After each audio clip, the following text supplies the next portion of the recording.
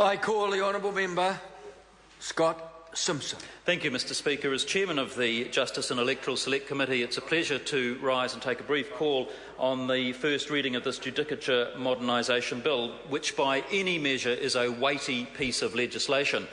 Sir, in 1907, New Zealand became a self-governing dominion, and that meant that in the following year, 1908, we had, passing through the Parliament, an enormous amount of legislation. Much of it was forming the very cornerstones and foundations of our civil government. And amongst it was the 1908 Judicature Act, and it has served us all those years for over a century. It's never actually been completely reviewed in the past. It's been tinkered with a few times, but never completely reviewed. So it's a great pleasure, I think, to be sitting on the Select Committee when the Minister of Justice brings this piece of legislation to the House in a way that will modernise our court system and see us through the next 100 years with the same kind of effectiveness that we've had from the previous legislation.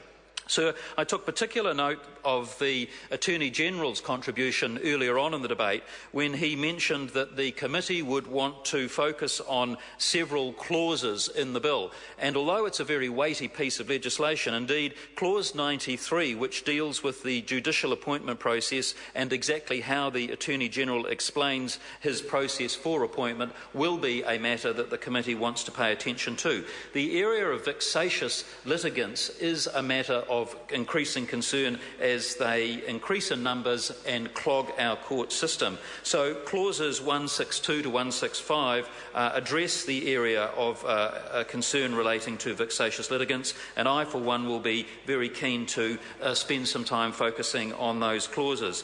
The clause 166 deals with reserved judgments and the timeliness of the delivery of those judgments, and that's been a topical matter in recent times. And then, sir, of course, there are the recusal rules that will be another area that the committee will want to look closely at.